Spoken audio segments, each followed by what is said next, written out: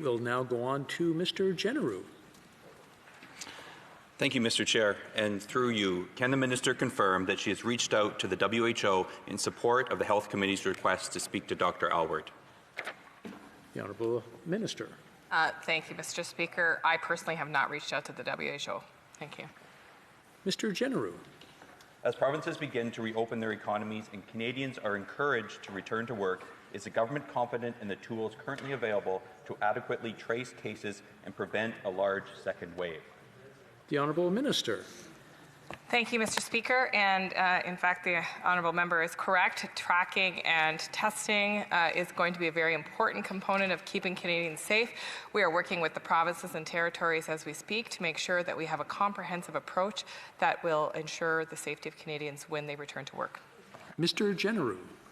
Through you, Mr. Chair, how many tests would Canada need to be able to conduct to reopen the economy? The Honourable Minister. Mr. Speaker, the question that the member opposite is asking is a difficult one because, in fact, there are testing strategies that are determined by jurisdiction. However, having said we'll that, go the back federal to government is working to make Mr. sure Jeneroux. that capacity exists. Through you, Mr. Chair, what is Canada's current testing capability? The Honourable Minister. Mr. Chair, our current testing capability is about 60,000 tests per day. Mr. Jeneroux. How many Canadian companies have properly applied through the buy and sell portal to supply Canada with PPE? Honourable Minister. Mr. Speaker, thank you. I don't have the exact number of how many companies have applied through buy and sell. It's somewhere in the range of 5,000 to 6,000 companies. I know my colleague, Minister Baines, has worked carefully to contact all of those companies. We'll go back to Mr. Jeneroux.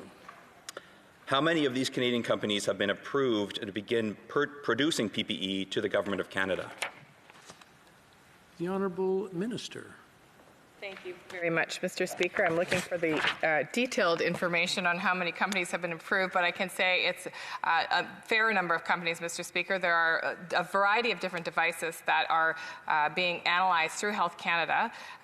The determination of Health Canada is that the devices that are sold in Canada must be safe, obviously, for Canadians, and so we continue we'll to go do back that to work Mr. Jeneroux. How many of these applications have received a response from the government? The majority of applicants through the buy and sell webpage have received a response. Mr. Jeneroux. With tools currently in place, is the government confident that Canada can manufacture enough PPE to supply our frontline and essential service workers? The Honourable Minister.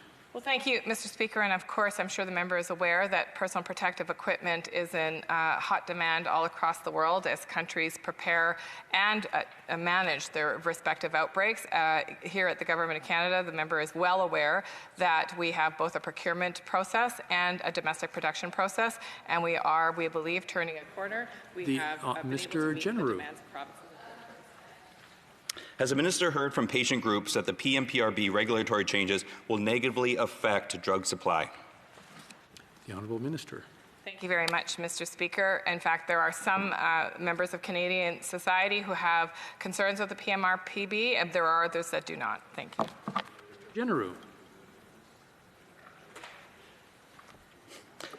Has the Minister heard from patient groups, though, on the PMP regulatory changes? The Honourable Minister. Thank you, Mr. Speaker. Obviously, my department and my office are in regular conversations with patient groups. We stand committed to ensuring that patients who suffer with a variety of conditions get the support and the treatment that they deserve. Mr. Jeneroux. With COVID-19 currently threatening Canada's drug supply, will the government delay the PMPRB regulatory changes scheduled to come into force July 1st? The Honourable Minister.